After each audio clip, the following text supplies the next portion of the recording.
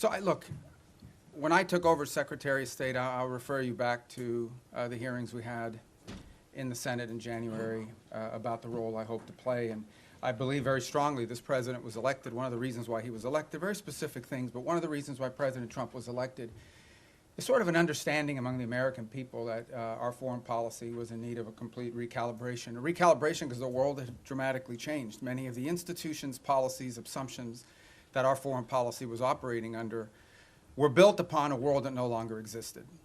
And it required us to re-examine that. One of the assumptions that I think we had lost during this period of time, and I don't mean to make this an academic lecture, but I wanted to give you some insight into the broader thinking, as I highlighted at that hearing less than a year, almost a year ago now, is one of the assumptions was the loss of the notion of the national interest in our foreign policy.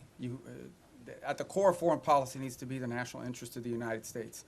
Now, that doesn't mean that there aren't issues and things we care about in the world, but at its core, the core principle of the national interest, the core principle behind our foreign policy needs to be our national interests. So you have to, first of all, define what is the national interest, and then you have to apply it.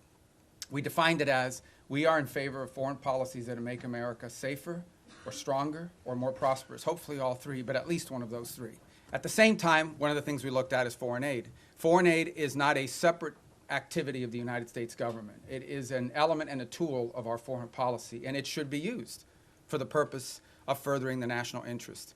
That doesn't mean we don't care about human rights. That doesn't mean we don't care about starvation. That doesn't mean we don't care about hunger. That doesn't mean we don't care about humanitarian need. What it does mean, however, is that even foreign aid, which is not charity, it is an act of the U.S. taxpayer. Now, American charities are free to give their money to whoever they want, as long as it's not a sanctioned entity.